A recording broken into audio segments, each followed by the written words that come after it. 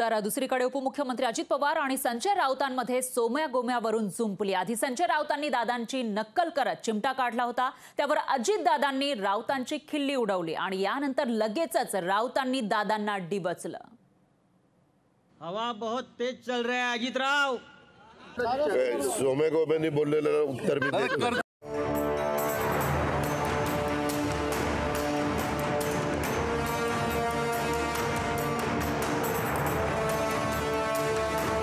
राज्यातली सध्याची राजकीय समीकरणं पाहता स्थानिक नेते एकमेकांवर टीका करण्याची एकही संधी सोडत नाहीयेत।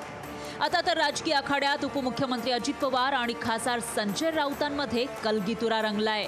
2 दिवसांपूर्वी झालेल्या राष्ट्रवादी काँग्रेस शरद पवार गटाच्या आक्रोश मोर्चा सभेत ठाकरे गटाची मशीन गन संजय राऊतांनी उपमुख्यमंत्री अजित पवारांवर निशाणा साधला। यावेळी अजितदादांची मिमिक्री करतानाच त्यांना चिमटाही काढला होता। इकडे येऊन पहा, हवा बहुत तेज चल रही है। हवा बहुत तेज चल रहा है अजित राव।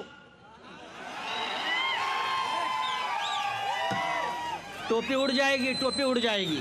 राऊतांच्या या टीकेवर अजितदादांना प्रश्न विचारला गेला तेव्हा हजरजबाबी दादांनी एका वाक्यातच राऊतांची खिल्ली उडवली। सोम्या गोम्यांनी बोललेलं उत्तर मी देतो। सोम्या गोम्यांनी बोललेलं उत्तर मी देतो। दादांनी तर राऊतांचा उल्लेख सोम्या गोम्या असा केला, मग राऊतांनीही पलटवार करत पुन्हा अजितदादांना डिवचलं। त्यांचे सोम्या आणि गोम्या दिल्लीत आहेत बरं का। ज्यांनी गुलामी पत्करलेली आहे किंवा जे डरपोक आहेत त्यांनी आमच्यावर बोलूच नाही आणि याच्यापेक्षा मला जास्त बोलण्याची गरज नाही। सोमे गोमे कोण हे 2024ला कळेल। महाराष्ट्राचं राजकारण आरोप प्रत्यारोपाच्या फैरी झाडत सोम्या गोम्यापर्यंत येऊन ठेपलंय। आता हे राजकीय वैमनस्य कुठपर्यंत जाईल याचा काही नेम नाही। ब्युरो रिपोर्ट, लोकशाही मराठी।